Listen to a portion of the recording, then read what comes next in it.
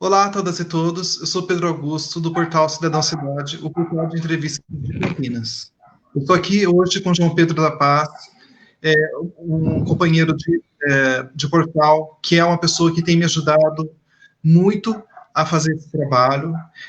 Costumo dizer que é o braço direito e o braço esquerdo também. É a pessoa que tem ajudado, que tem dado força, que tem mantido o portal no ar, que cuida tanto da parte estética, como também escreve para o portal, e é uma pessoa que está sempre me estimulando a estar inteirado, a fazer lives, para que a gente possa pensar, para que a gente possa refletir juntos sobre qual é o nosso papel enquanto cidadãos na sociedade. E gostaria de agradecer a você, João Pedro, meu xará Pedro, que tem feito com que a gente possa transmitir essas lives e fazer o nosso papel enquanto mídia alternativa. O tema vai ser o vídeo que foi transmitido recentemente de uma reunião ministerial do presidente Bolsonaro, vídeo este que serve para a gente avaliar, para a gente pensar sobre qual realmente está sendo o papel do governo nesse momento. Quando a gente esperava um vídeo de uma reunião que poderia ser uma fonte de soluções para os problemas que estamos enfrentando em época de pandemia do Covid-19, o que nós tivemos acesso foi um vídeo que parecia mais uma conversa informal de pessoas que não ocupam os cargos que ocupam. E, por conta disso, eu gostaria de pedir o seu auxílio para a gente poder refletir sobre quais são os desdobramentos dessa reunião, da divulgação desse vídeo, nos tempos que estamos passando atualmente. Para tanto, eu vou começar, então, a entrevista fazendo essa primeira pergunta.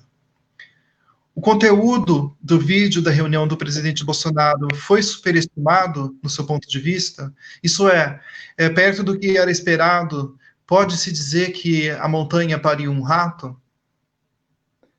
É uma boa pergunta e eu vi com maus olhos. O vídeo incrédulo no sentido, quando eu assisti, nada que nós não esperássemos, o vídeo da reunião ministerial, mas parecia a reunião de um bordel. Parecia mais que tinham lá 30 e poucos não ministros e sim 30 e poucas meretrizes ali, com todo respeito às meretrizes. Um linguajar chulo, nojento, afirmações nojentas de ministros, criminosas, inclusive, criminosas.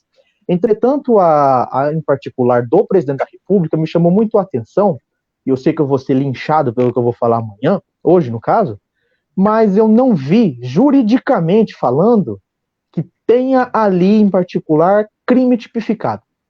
Por mais que eu achei que o vídeo, quando o Moro falou, vai ter afirmações graves, eu esperei, assisti, li a transcrição que estava disponível no portal do STF, que o ministro Celso de Mello soltou, só que eu não vi assim com tanto entusiasmo ali. Ele falou que queriam pegar a família dele, usou termos palavrões que não cabe colocar aqui, e que ele falou que tinha coisa da segurança dele. Entretanto, ele não falou explicitamente que ele iria mexer na Polícia Federal, o que juridicamente é um problema dentro desse inquérito. Entretanto, temos que ver os desdobramentos, e é importante, eu quero colocar esse ponto aqui, eu sei que vamos falar mais para frente, mas é importante que eu vi muitos, me perdoe o termo, muitos idiotas, falando que queriam aprender o telefone do presidente da República. Não foi isso. Para quem sabe ler, e quem tem a decência de abrir a decisão e ler, o que o ministro Celso de Mello colocou, ele colocou o seguinte: peça-se para que a Procuradoria-Geral da República dê o seu parecer em razão dos pedidos de deputados. Ou seja, deputados do PT pediram busca e apreensão do celular do presidente da República e do seu filho, vereador, abre aspas, federal, fecha aspas, Carlos Bolsonaro. E o que o ministro fez? Ele pediu um parecer para o doutor Augusto Brandão Aras, um parecer da PGR para ver o que queria fazer. Ele não falou, tem que apreender o telefone do presidente da República. Aí vai o imbecil do presidente dar entrevista e fala, ninguém vai pegar meu telefone, vem o general Augusto Heleno, se pegar no telefone vai ter uma crise, ou seja, ameaçando dar um golpe criminosa. Eu tendo a crer que o general Heleno dá um desconto, que eu acho que ele está senil. Agora, os outros ministros, como Weintraub, Damares e o pior, o Salles, Esses não são senil, esses são mau caráter e criminosos. E finalizando a pergunta que você colocou, se pariu um rato, eu acho que não. Eu acho que um rato pariu um elefante. A coisa foi bem pior. Os meandros do poder, já teve reunião vazada da Dilma, do Lula, do Temer, e nenhum destes, por mais acuado que estivessem, fizeram uma reunião desse nível. O que mais me chamou a atenção foi, o Brasil passou 20 mil mortos, é o segundo país epicentro do mundo no coronavírus, e o que o presidente da República fala? Eu e eu. Eu acho que ele falou 157 vezes a palavra eu. Ele não falou povo, nós, temos que cuidar, temos que salvar. Não, ele falou eu, minha família, eu de novo. E é mais legal, e desculpem esse termo eu vou colocar, o adjetivo que ele usou para falar dos defensores. Ele falou, qualquer coisa, aqueles bosta vão lá para frente, levanta a bandeira verde e amarela e nos defende. Então eu fico esperando que depois os bostas se manifestem. Me desculpe. O fato do presidente recorrer sempre a uma linguagem chula durante essa reunião e não ser questionado por isso, isso revela, de certa forma, uma insensibilidade perante a falta de decoro do presidente, bem como de uma determinada grande parte da classe política, que começa a se tornar normal, ou a partir do momento que isso acontece com uma certa frequência, nos dias atuais? Sim, é interessante quando essa linguagem do presidente é o que ele é. Ele é ignorante. Ele é uma pessoa sem cultura nenhuma. Ele nunca leu um livro na vida. Então, o que a gente espera de uma pessoa que nunca leu um livro na vida? Que ele fale, que ele tenha postura, que ele tenha um vocábulo, uso do vernáculo. Temer era jurista, não é um jurista, constitucionalista, Dilma economista, com mestrado em economia. Ou seja, nós tivemos o presidente Fernando Henrique, que a gente costuma brincar, o príncipe dos sociólogos, né? Lula tem 33 doutor honoris causa, recebeu inclusive mais um essa semana, embora tenha uma graduação técnica só, Bolsonaro tem um curso superior em educação física. É curioso. Ele é limitado. A gente vê, e eu perguntei naquela entrevista que nós tivemos com um psicólogo, não me recordo agora o nome dele, e ele se limitou a dizer, mas eu entendi nas entrelinhas, que ele é limitado, ele é uma pessoa limitada. Cognitivamente, o intelecto do senhor Jair Bolsonaro não funciona. Ou seja, uma pessoa que tem o intelecto limitado, não tem como nós esperarmos que ele tenha uma linguagem mais adequada. Por exemplo, se a gente analisa as reuniões do Sérgio Moro, e eu brinco, o Marreco de Maringá, ele tinha as reuniões mais polidas, um juridiquês, uma voz esganiçada, mas reuniões polidas. Ou seja, nós temos ali alguns outros ministros, e eu me permitam de novo fazer esse parênteses, é engraçado ver a reunião que tinha o ex-ministro Nelson Tait, na hora que o Ricardo Salles começa a falar, e ele olha e virou um meme, ele falou, a hora que a pessoa percebe que está no lugar errado. E é isso, ou seja, não tem como a gente esperar muito de uma pessoa que, lamentavelmente, e eu escrevi isso hoje, antigamente os ignorantes, eles se escondiam, eles tinham vergonha de falar as asneiras, de falar as burrices deles. Hoje não, eles emplacaram o presidente da república mais ignorante do mundo, e eles sentem que tá lá, agora eles sentem orgulho da ignorância, o que é pior ainda. Como que você avalia o impacto do vídeo, tanto para as pessoas que defendem o impeachment, como para as pessoas que defendem o presidente? Eu vejo com maus olhos, porque a oposição em si, a gente já esperava que seria um vídeo decadente, um vídeo nojento e chulo, e foi o que estávamos esperando. Agora, para a seita, que é uma seita bolsonarista, a própria Janaína Pascoal falou ontem no Twitter, anteontem, que o vídeo reelege o presidente da República, que ele deu uma de machão, ele deu aquele coronelzão, temos que armar a população, e nessa parte até criminosamente, porque ele disse que o Sérgio Moro e o ministro da Defesa tinham que editar portarias para armar o povo, para dar um golpe civil, um golpe dentro do Brasil. Só tem um lugar aqui que o presidente defende o armamento também. Sabe onde é? Na Venezuela, o Nicolás Maduro. Lá o povo é armado, lá a milícia mantém o Nicolás Maduro no poder. Por que será? Por que será?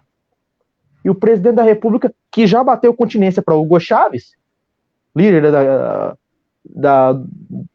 do movimento bolivariano moderno do século, é preocupante. Porque para nós, muitos juristas, eu acompanhei a linguagem de muitos juristas, eles comentaram e foi claro. Antônio Carlos de Almeida Castro, Cacai, Dr. Toron, Lênio Streck, Botinelli e Gabriela Prioli, eles falaram nu e cruamente. O que está lá configura crime disso, disso, disso, disso e disso. Tipificar e elencar. O principal é o crime de responsabilidade. Que o crime de responsabilidade Bolsonaro já ganhou. Que sozinho ele tem mais processo de impeachment do que todos os outros presidentes tiveram nos 2 primeiros anos de mandato. Ele já ganhou essa conta. Mais de 40 processos de impeachment. Recorde. E eu uso uma frase dele próprio, me perdoem, abre aspas, só tem processo de impeachment governante que faz merda. Fecha aspas. Pois bem, né? Isso ele escreveu em 2015 no Twitter para se referir a presidente Dilma Rousseff. E quando a gente analisa esse vídeo da seita bolsonarista, ele se refere àqueles que defendem ele chama os caras de bosta. Tá lá, o cara falou, e não foi uma vez, foram várias. Mas aí você pega e você fala, filho, o cara tá falando que você é um bosta. Aí ele, não foi bem isso que ele quis dizer. Até nisso estão passando pano. É lamentável e é de uma tristeza profunda. Há motivos para se questionar, puxando o gancho do impeachment, você acredita que há motivos para questionar o comportamento ético, tanto do presidente quanto dos ministros, que possam alavancar mais um pedido de impeachment para a coleção? Sem dúvida. Já tem vários ali. Olha, hoje uma frase que foi do ministro Marco Aurélio Mello, o vice-decano do Supremo Tribunal Federal, que o Weintraub tem que sair, que ele é um homem escatológico. Ele falou que os 11 ministros do Supremo tinham que ser presos. Damares disse que prefeito e governador tinham que ser presos porque adotaram o isolamento social para salvar a vida. O Weintraub falou, o que ele falou lá? Cigano não é povo, povos indígenas não são povo do Brasil, negros não são povo do Brasil, pobres não são povo do Brasil. Tá lá, ele falou. Eu assisti o vídeo inteiro. Ele falou isso várias vezes, que tinha ódio. A palavra que mais teve na boca do senhor ministro Abraham Weintraub e da Damares Alves foi a palavra ódio. Palavra ódio, falaram várias e várias vezes. E eu vou fazer uma provocação, gostem ou não gostem, e eu pergunto e fiquem nos comentários, quem quiser responder depois, que tipo de cristão é esse que defende o ódio? Se puderem me responder depois, eu fico bem interessado na resposta. Mas quanto a isso, aos pedidos que tem, o Abraham Weintraub tomou pau esses tempos, tá lá na comissão de ética da presidência da República, tá lá. É lamentável. E hoje eles estão lá com mais processos dentro do Conselho de Ética, e é mais uma população. O Ricardo Salles também foi expulso do Partido Novo. O Partido Novo expulsou o senhor Ricardo Salles. É lamentável. E sobre a interferência em relação à Polícia Federal, como que você avalia isso? Que houve a interferência, sem dúvida, tanto que, e eu fiz essa comparação num outro vídeo aqui que nós tivemos, até na coluna, que lembra muito aquele filme Tropa de Elite 2, O Inimigo Agora é Outro. Lembra muito esse filme. E eu vou falar por quê. Nós tínhamos naquele filme o ídolo Capitão Nascimento, o homem do pé para sair. E quando ele começou a chegar na milícia, quando ele começou a investigar o governador, quando ele descobriu que ali estava podre, o que aconteceu com o Capitão Nascimento? E o povo aclamando ele? Ele caiu, mas ele caiu para cima, como costumam dizer. Ele foi promovido de comandante do BOP a subsecretário de segurança. E aí ele descobriu que quando ele chegou lá ele não podia fazer nada, porque o secretário de segurança travou tudo e ele era um dos chefes do esquema da milícia. Vamos olhar para o que aconteceu aqui? Diretor da Polícia Federal, um homem no Rio de Janeiro que estava trabalhando, não tinha nada de errado, tudo certo até então. E aí ele cai para cima, vira o homem número 2 da Polícia Federal e bota-se ali no Rio de Janeiro, bota-se esse termo mesmo, antes que venha alguém me corrigir, e botam ali um homem que ninguém sabe de onde veio, que é a primeira nomeação que é feita ali pelo novo diretor da Polícia Federal. E o senhor Ramagem, que queria ser diretor da Polícia Federal, que é padrinho do Eduardo Bolsonaro, padrinho. Ele é muito interessante que as ligações passou um ano novo com a família Bolsonaro. Onde se viu um delegado de polícia passar um ano novo com a família que ele tem que investigar? É lamentável. E, olhando para isso, as declarações que teve do senhor Paulo Marinho, que é suplente da chapa Flávio Bolsonaro, senador do Rio de Janeiro, atolado até o nariz, até a cabeça, de corrupção, de lavagem de dinheiro, de rachadinha, Queiroz, esquema vai andando, vai andando, vai andando. O que o senhor Paulo Marinho falou? Um delegado da Polícia Federal avisou que havia até uma operação, e aí o Bolsonaro mandou embora o Queiroz e um e o outro lá, que eu não me recordo agora quem era. Ou seja, ele mexeu na Polícia Federal? Sem dúvida. Sem dúvida. Não tem como negar isso. Ele fez. É criminoso você mexer. Temer tentou fazer isso, e eu recompartilhei um artigo que eu escrevi lá atrás, em 2017, do Segovia, com o título "Tem que manter isso, viu, Segovia?". Pela primeira vez na história, o presidente da República estava na posse do delegado da Polícia Federal. Só o Temer fez isso. E agora, recentemente, nós tivemos uma nova cópia do passado.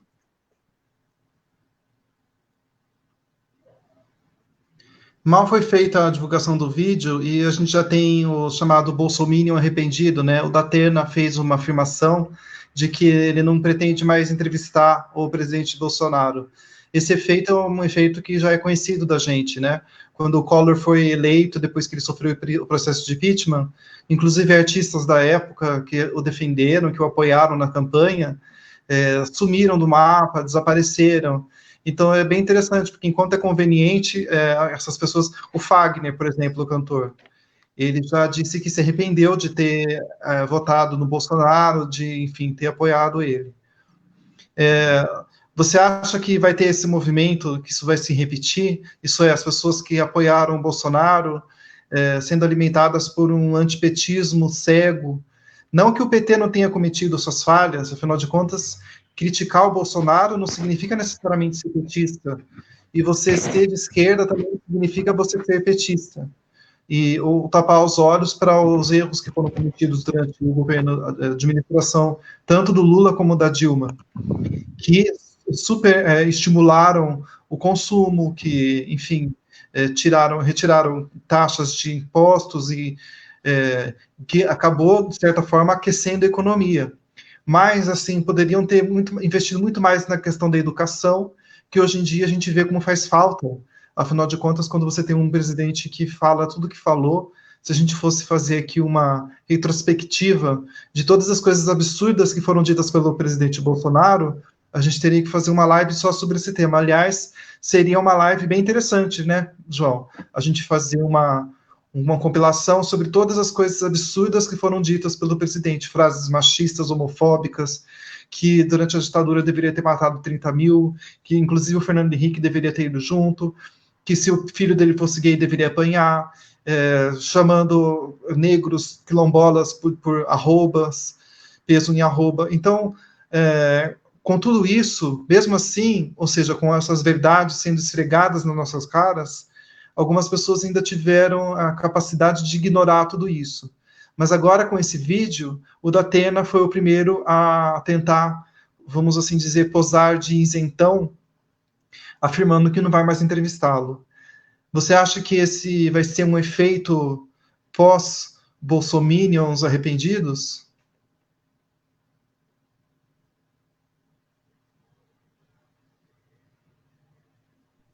Sem dúvidas, sem dúvidas. Eu lembro, e jocosamente eu vou lembrar disso agora, vou colocar, além do Collor, vou trazer um pouquinho para a história mais recente. Talvez o pessoal não se lembre muito do Collor. Quando nós tivemos ali o senhor Aécio Neves, lembra todos os cantores que estavam juntos, todos os atores globais que estavam juntos. E aí depois, quando começou ali, processo de impeachment, teve aquela camiseta famosa, "A culpa não é minha, eu votei no Aécio". Você não encontra hoje uma pessoa que diz que votou no Aécio. Você não encontra uma. Aí depois algumas que eu já comecei a ver, elas falam, "A culpa não é minha, eu votei no Amoedo". Eu falo, não, ali, ó, você apoiou o Bolsonaro desde o primeiro turno, filho. Não apoiou o Amoedo, não. E nós já estamos tendo essa questão. É importante ver os que estão a serviço do dinheiro, eles vão continuar fazendo essa coisa criminosa que eles sempre fizeram. Não tenha dúvida quanto a isso. E eu estou falando do senhor Siqueira Júnior. Ele falou que não tinha que ter isolamento social, pobre não tinha que ter quarentena, que isso era coisa de governador safado. O que aconteceu? Miserável pegou coronavírus, mas ele tem a seu dispor fisioterapia, ele tem um galão de oxigênio. Lindo, né? João Dória falou que se arrepende de ter apoiado o Bolsonaro, Wilson Witzel disse que se arrepende. E aí que é a questão, eles não se arrependem não, porque eles surfaram na onda bolsonarismo, usaram e abusaram da questão. Márcio França falou outro dia que o momento Bolsonaro lhe custou uma eleição. Pois é, nós já estamos tendo agora, e eu trago para comentário, publicações que eu faço no meu Facebook particular, não público, que é o meu ID pessoal, e tem uma figura lá, uma senhora, que eu não vou publicar, não vou dar o nome, até porque tem processo, né? E toda vez que eu coloco uma crítica, eu falo, aconteceu tal coisa, critico até mesmo o presidente Lula. Ela fala o seguinte: comunista é uma desgraça, tem que morrer. Eu falo, minha querida, eu não sou comunista, nunca fui comunista. Aí ela fala, mas é um petista. Nunca fui petista, nunca me filiei ao PT, não tenho o mínimo interesse, tenho muitas críticas e divergências ao PT, diversas. E eu já coloquei isso, eu tomei muito pau da esquerda, por assim dizer, porque eu falei, Lula não criou cidadão, ele não fez cidadão, ele criou consumidor. Lula pegou dinheiro ali e fez a economia girar e esqueceu de dar educação pro povão. Tá colhendo agora. Se aliou com a burguesia, pegou a dinheirada, colocou, injetou na economia, fez a roda da economia girar, fez consumidor adoidado e a cidadania? A cidadania crítica. Pega uma galera dessa, não sabe ler uma frase, não sabe interpretar. Eu fico muito triste quando eu vejo isso. Pois é, nós estamos já tendo nesse movimento dos bolsominions arrependidos, vai ter muito mais, você pode esperar, e vai ter aqueles que vão negar amargamente. Eu nunca apoiei o Jair Bolsonaro, não. Eu não sei. Vai ter ainda aquela turma meio doente, os 30% dele, um pouquinho menos, eu acho que vai dar uma caída agora. Mas vamos pagar para ver. Acho que até 2022, que vai aparecer de mínimo arrependido, vai ser lindo. Dá para fazer um quadro nosso aqui e colocar como foto de capa. Inclusive, eu gostaria de citar aqui uma fala do Felipe Neto na entrevista dele do Roda Viva, em que ele fala sobre a questão da comunicação do presidente para os 30% que o apoiam. Então, ele faz isso, ele faz as falas dele, todas voltadas para o presidente, para 30%, e para ele o que interessa é construir uma narrativa que seja tendenciosa o suficiente para que quando ele deixe a presidência, ele possa reafirmar aquilo que ele já afirmou, que ele vai entregar um país melhor do que o que ele encontrou. Então, agora eu estou vendo aqui na Isto É, que após a divulgação do vídeo, o Bolsonaro ele recebeu youtubers de direita no Alvorada, após a divulgação do vídeo. Então, esse movimento de construir uma narrativa mentirosa, uma narrativa falsa, para tentar salvar o que ele chama de legado da presidência da República, isso vai acontecer cada vez mais. Por isso que nós temos que estar atentos e fortes, né? Como diz aquela canção, é preciso estar atento e forte, não temos tempo de temer a morte. E essa música parece mais atual do que nunca, afinal de contas, como não temer a morte? Dentro de 24 horas são 1.000 mortos pelo Covid-19. E a gente tem um presidente da República que está mais preocupado em defender uma economia, e é uma defesa torta de apenas uma parte da economia, parte esta que o apoiou, que patrocinou a sua campanha. Leia-se Madeiro, leia-se Coco Bambu, leia-se Smart Fit, leia-se, enfim, todas essas empresas aí que o apoiam, a Van, e dentre outras. Então, é muito interessante e é sintomático que a gente veja um presidente da República com aquele linguajar, não sendo questionado por ninguém que está à sua volta, com uma linguagem chula, sendo tratado como apenas alguém que está falando o que pensa. Então, se a gente não começar a tratar disso com a seriedade que merece e começarmos a construir uma narrativa crítica em relação a isso, cada vez mais vai se naturalizar essa ideia de que o presidente tem que ser esse machão que bate na mesa e fala palavrão. Isso que é uma parte de uma cultura nossa, infelizmente machista, de uma sociedade patriarcal, que tem um branco homofóbico na presidência da República. Então, João Pedro, antes de encerrar a nossa conversa, eu gostaria de fazer uma pergunta para você. Nós temos um presidente que faz um discurso extremamente violento, que apela para a violência da homofobia, que apela para a violência do machismo, que apela para não considerar os índios como gente. O discurso, a gente pode correr o risco de ver ele estimular a ação das pessoas, a ação da violência, ou seja, um discurso, ele se torna ação? Com toda certeza.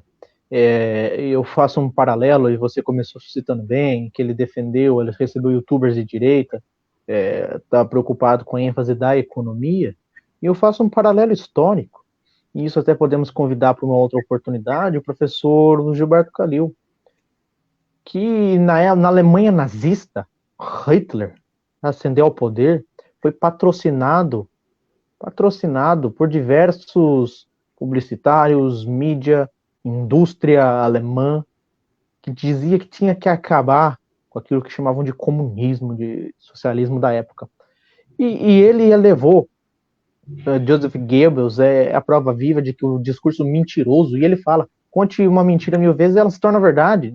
Joseph Goebbels, nazista miserável, e ele tem esse discurso, e o Bolsonaro aprendeu muito bem. Hitler era esse, pelo menos para fora, no exterior, que a gente vê as filmagens do exterior, e eu recomendo muito que vocês assistam um filme, e eu fico aqui sugestão de filme, que chama A Queda, As Últimas Horas de Hitler.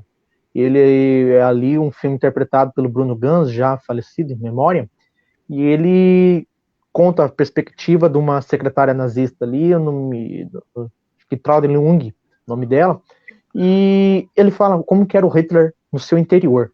O Hitler externo era um homem forte, viril, que defendia, batia a mão na mesa, gritava, berrava, mas o seu interior não, era um fraco, covarde, ignorante e sem a menor perspectiva de nada.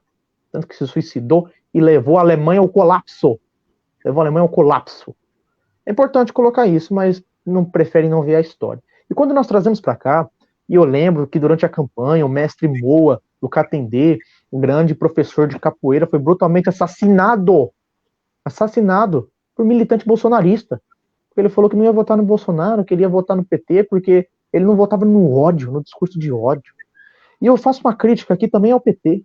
Quem começou com esse estímulo de discurso de ódio foi o PT. Não nessa proporção, pelo amor de tudo. Não foi nessa proporção. Mas lá atrás, quando começou as campanhas de fake news, PT falando que a Marina ia fazer isso, ia fazer aquilo, defendendo o governo de coalizão ao máximo, e depois em 2014 atacou brutalmente a Marina, não nos esqueçamos disso, e em 2018, quando começou o primeiro turno, o PT não colocou o Bolsonaro como inimigo, colocou o Ciro Gomes e a Marina. Ou seja, a gente tem o maior partido de esquerda da América Latina, que faz um discurso assim, aí a gente olha para um nazista, que o Bolsonaro é um nazista, só que é um nazista burro, a gente olha para um nazista. Durante a campanha, assassinaram homossexuais. Vamos lembrar de Dandara? A travesti? Vamos lembrar da Dandara? O que aconteceu? O discurso do Bolsonaro? O que teve de trans assassinado? O que teve de LGBTs assassinado? O que teve de negros assassinados? Simplesmente por terem uma opção sexual diferente da maioria, por terem uma cor da pele diferente, foram assassinados. Ou seja, amigo, esse discurso reflete muito. Por gentileza, por favor. Só um comentário. Se você me permite, eu só gostaria de fazer uma pequena correção. Não se fala mais opção sexual, mas sim condição, tá, amigo? Porque sim, obrigado. É importante a gente sempre estar aprendendo um com o outro, assim, eu estou sempre aprendendo com você. Outro dia eu chamei, acho que foi o João Goulart de Jânio Quadros, uma coisa assim, né? Então, a gente está sempre aprendendo. Só estou falando isso porque não se fala mais... Qual é o termo mesmo, correto? Você pode falar em condição sexual, em condição... Perfeito. Desculpe. Perfeito. Sempre bom a gente estar se atualizando e colocando o termo correto, né? Até para evitar preconceitos, né? E só para fechar o raciocínio ali, a gente teve sim esse estímulo à violência, a um massacre, a um genocídio à população LGBT, a negros, quilombola. O cara fala, me sobe lá e fala que tinha um negro que pesava 7 arrobas, não prestava nem para procriar. O cara defendeu castração química, não de estuprador, como ele vem falando sempre, de pobre, porque pobre procriava demais na palavra dele. Sendo que o próprio teve, o quê, 5, 6 filhos? E todos uns idiotas, lamentavelmente. E nós temos um discurso que leva à prática, sim. Porque, olha só, me chega, vamos dar aquele exemplo, aquele tiozão, ignorantão, que não lê nada, é o machão da família. Ele fala, pô, se o presidente da república tá falando que negro não é gente, por que eu tenho que considerar negro gente? Se o presidente da república, ele fala que o LGBT tem que ir, abre aspas, não comum ideia disso, tem que queimar a rosca pra lá, fecha aspas. Ou seja, ele dá munição para esses protótipos fascistoides agirem e achar que tá tudo bem. E não está tudo bem. Tanto que, e agora uma crítica às instituições, Ministério Público Federal, Supremo Tribunal Federal, me vai uns fascistas para a porta do Supremo Tribunal Federal defender intervenção militar, que é crime contra a Constituição. Isso é atentado contra a segurança nacional. Eles me vão para a porta do Supremo. Aí o que o ministro Luiz Roberto Barroso fala? O que o ministro Dias Toffoli fala? É liberdade de expressão. Não é. Liberdade de expressão tem limite. E eu defendi artigos no encontro de pesquisa e iniciação científica da Faculdade Presidente Epitácio, defendi 2 artigos em anos diferentes. O primeiro sobre a liberdade de expressão e o segundo, limites da liberdade de expressão. Limites. E esse é um deles. Principal, atentado contra a Lei de Segurança Nacional. Crime, te dava cadeia. Vai entrar e falou que tinha que prender os ministros do Supremo Tribunal Federal. Em qualquer país do mundo, sério, ele já estava preso. Damares estava preso. Bolsonaro sequer era presidente da República. Sequer era presidente da República. Mas esse é o Brasil, a República das Bananas. Afinal de contas, discurso de ódio não é opinião, né, amigo? As pessoas estão começando a confundir. Crime. Discurso de ódio é crime. E crime grave. As pessoas estão confundindo, né, liberdade de expressão com liberdade de opressão. Lamentavelmente. Dizem que quando você pega uma rã e coloca na água, na água fervendo, ela pula. Mas se você coloca na água fria, põe numa panela e vai aquecendo aos poucos, ela não sente até o momento em que ela morre cozida. Eu tenho a impressão de que com as instituições está acontecendo a mesma coisa atualmente. Eles estão, assim, aos poucos, fervendo a água para ver até quando eles conseguem se manter, pensando futuramente numa possibilidade de golpe. Inclusive, como você disse, né, o Heleno, apesar dele estar senil, né, tem pessoas senis que com certeza têm muito mais aproveitabilidade intelectual do que essa pessoa. Sim, ó, e um paralelo que eu gosto de fazer, só interrompendo rapidinho, é essa questão do golpe. Eles estão na famosa pagando para ver. Eles estão pagando para ver até onde vai. Eu não pagaria para ver. Eu, no primeiro visto, se atentado, dava um alerta. No segundo, opa, acabou o alerta. Porque Bolsonaro já passou dos limites há muito tempo. Mas fazendo um paralelo, vamos olhar aqui para o ladinho nosso, aqui na América Latina. O que aconteceu na Bolívia? Foi o exército que deu golpe? Não foi o exército que deu golpe na Bolívia. O exército ficou aquartelado, o exército ficou dentro dos quartéis, e aí a milícia, junto com a senadora, que eu não sei nem de onde saiu aquela mulher, não era nem a presidente do Senado boliviano. Ela não era nem a presidente da linha sucessória. O presidente do Senado renunciou, o presidente da Câmara renunciou, todo mundo renunciou, deram um golpe no Evo Morales. E aí agora a OEA concluiu que não houve fraude na urna eleitoral. Depois que destruíram a casa do Evo Morales, depois que sequestraram políticos do partido do Evo Morales, mataram gente lá, eles falam que não houve fraude. E o Evo Morales está lá no exílio. Não sei se ainda continua no México. Ou seja, quem deu um golpe na Bolívia foi a milícia A mesma que nós temos aqui no Brasil, que inclusive estava em acampamento armado, e a Constituição proíbe coisa para organização paramilitar, crime grave. Mas o que vem ministro e fala? É uma liberdade de expressão. Eu acho que esses caras estão pagando para ver, porque a primeira organização a ser fechada é o Congresso. O Supremo Tribunal Federal, curiosamente, sempre continua aberto durante o golpe. Sempre, sempre, sempre. Em 1964, após o golpe contra o Jango, com o Jango dentro do Brasil, o que o Supremo Tribunal Federal falou? Nada. Nada. Passou o impeachment do Collor. O impeachment do Collor foi golpe, sim. Não que ele não merecesse. Mas o impeachment do Collor foi golpe. Por quê? Quando chegou próximo, Collor renunciou. Ou seja, ele era ex-presidente da República. Perdeu seu objeto do impeachment. Mas o impeachment continuou. Foi um golpe da Dilma. Não houve pedalada fiscal, ela foi afastada por pedalada fiscal. Aí o Tribunal de Contas da União conclui o quê? Que não houve pedalada fiscal. E o Supremo Tribunal Federal não deu uma palavra. O senhor Ricardo Lewandowski, ministro, que presidiu a sessão do impeachment de Dilma, ele falou numa aula na USP de Direito, que o momento da Dilma foi uma grave interrupção da democracia brasileira. Mas ele, quando presidente do impeachment, ele não fez nada. É curioso, né? Muito curioso que essas figuras vão representar para a história futura. Amigo, tem alguma pergunta que você esperava que eu fizesse que eu não fiz? Não, a gente conseguiu trabalhar bem, achei bem produtivo a repercussão, os desdobramentos jurídicos, sociais. Eu só fico triste que, por mais que a gente mostre para a população, falou, o cara tá falando que vocês defensores são uns bosta. Alguém comentou aqui, um venceslau-ense, estou aguardando manifestação dos bostas do presidente. Teve uns 20 imbecil que foi lá, eu tô aqui. Falei, então eu não posso fazer nada. Mas o cara mesmo disse que é o bosta do presidente e falou, eu não posso fazer nada. Eu posso rir, não posso fazer nada.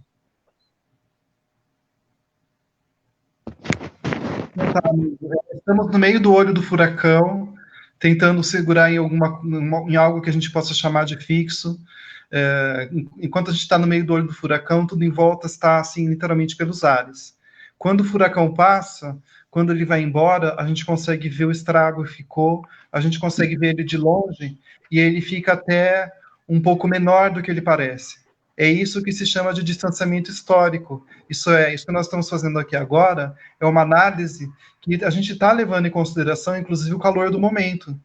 Afinal de contas, é difícil a gente não se deixar levar por um presidente que faz uma reunião de horas e horas de duração e que, em nenhum momento, faz um plano efetivo, um plano concreto de salvaguarda da população, das vidas das pessoas. É um presidente que até outro dia estava fazendo caminhada ao STF para defender CNPJ, como se os CNPJ não fossem criados por CPF, como se não fossem vidas que traz esses CNPJs, e não adianta você ter uma economia restabelecida para pessoas vivas para poder fazer essa economia girar. Então, antes da economia, você tem um povo, e para esse povo poder viver com dignidade, a gente precisa de saúde, educação, moradia, a gente precisa de ter condições de vida dignas. Então, para poder lutar pela dignidade humana, a gente precisa de representantes políticos que estejam preparados para isso. Agora, quem que pode ser político ou não? As pessoas que foram eleitas. E para que a gente possa ter representantes da população, de fato, é por isso que não existe, por exemplo, algum tipo de concurso, como existe concurso público, que não a própria eleição. Então, qualquer pessoa pode se candidatar. O que significa? Que representatividade política, ela pode ser democrática, desde que a gente não se deixe levar por campanhas em massa de propagação de mentiras, de fake news, como uma madeira de pirocas e etc. Então, a gente precisa, nesse momento de conturbação histórica, de conturbação política, social, a gente precisa tentar justamente unir forças para se manter não alienado, para se manter informado, porque se a gente conseguir isso, a gente já vai dar dando um bom primeiro passo para daqui a algum tempo a gente possa olhar para trás, assim como os alemães olham para o passado e têm vergonha de morar num país que teve uma grande porcentagem da população que apoiou o nazista. Hoje nós estamos vivendo um momento em que uma grande porcentagem da população apoia um fascista. Um dia nós estaremos olhando para trás e poderemos avaliar esse pensamento histórico e pensar o que foi que esse estrago nos deixou para que possamos continuar adiante, tentando construir essa nação, um lugar digno, um lugar de união, de esperança, de justiça. Então, eu peço desculpas se no nosso discurso, às vezes, a gente se deixa levar pela emoção, pelo calor. Seríamos baratas se a gente não conseguisse, se a gente fizesse isso, se a gente não se deixasse levar por essa grande crise que afeta a todos nós, direta e indiretamente. João, você foi muito corajoso em fazer essa live, em fazer essa análise. A sua coragem, ela se demonstra a partir do momento em que, mesmo em que a gente está tentando segurar nas raízes, a gente caindo no barranco da decadência política, você consegue vir aqui e fazer essa live e, junto com a gente, pensar sobre essa situação caótica que estamos vivendo no momento. Então, eu sei que eu sou meio suspeito para falar, afinal de contas, somos companheiros de trabalho, mas eu gostaria de exaltar a sua fala e de agradecer a oportunidade de estarmos aqui hoje refletindo. Sim, eu que agradeço. Tem mais alguma coisa? Deixa eu fazer Hoje eu vou quebrar o protocolo, que você que costuma fazer uma poesia final. E eu peço, claro, como diria no tribunal, a data vênia para fazer a poesia final e indicar, inclusive, não sei se dá para colocar aqui em câmera, esse livro do professor Aparecido de Mello, um livro de um escritor venceslau-ense, também editado a professora venceslau-ense, a professora e editora Nicole Bueno, e ele coloca assim, uma poesia introdutória e uma pequena dedicação, que eu faço questão de ler apesar do tempo, e diz o seguinte: quem traz no corpo uma marca, Maria, Maria, mistura a dor e a alegria, mas é preciso ter manha, é preciso ter graça, é preciso ter sonho sempre. Quem traz na pele essa marca possui a estranha mania de ter fé na vida. Brant F. e M. Nascimento. E a dedicação. Dedico esse livro a todas as Marias, as assim nascidas, as assim tangidas, as que cruzam meus caminhos, as que me fizeram caminhar, as que me permitiram pensar, sonhar, imaginar, as que, enfim, ensinaram-me a amar, e em especial uma Maria, a Maria minha mãe, a que muita saudade deixou, aquela que entre todas as Marias mais intensamente me amou. E essa é a dedicação que o professor Aparecido de Mello faz. Eu não tive a oportunidade de ser aluno dele, mas tivemos uma trajetória depois muito boa, uma convivência muito boa profissional, e eu indico esse livro, não sei se vai ter online, mas eu vou tentar deixar aqui alguma descriçãozinha. Esse aqui eu não posso emprestar para aqueles que me pediram, porque esse aqui é único e ele é autografado para mim. E é um livro muito bom, porque ele conta ele tem vários contos curtos sobre violência doméstica, sobre o que acontece dentro das casas, de uma maneira poética, mas que nos leva à reflexão em que mundo nós estamos vivendo e o mundo que nós precisamos transformar. Então é esse o encerramento que eu faço em tempos de ódio, em tempos de escuridão, em tempos sombrios, essa mensagem de luz que nós possamos encontrar. E eu cito por último uma frase de um personagem de livro, da autora e escritora britânica J.K. Rowling, que ela coloca do personagem, meu favorito dos livros de Harry Potter. Ele cita o seguinte nas palavras de Albus Dumbledore. Ele fala: mesmo nas horas mais sombrias, a pessoa pode encontrar um momento se ela se lembrar de acender a luz. E essa é a mensagem que eu deixo finalizando. Puxa, eu não precisaria encerrar, bastaria o meu silêncio, porque sua reflexão, ela já disse tudo. Muito obrigado mesmo, amigo. Peço desculpas, porque eu quase que atropelei a sua intervenção poética aqui, mas como eu disse, eu também estou no momento, a gente fica emocionado, sim. Quer dizer, a gente não, né? Por que eu estou colocando um plural nessa mania? Eu fico emocionado de ver a maneira como a gente pode lutar, como a gente pode se unir nesse momento. Então, muito obrigado mesmo pela sua participação, e vamos ver o que o Big Brother governo nos aguarda.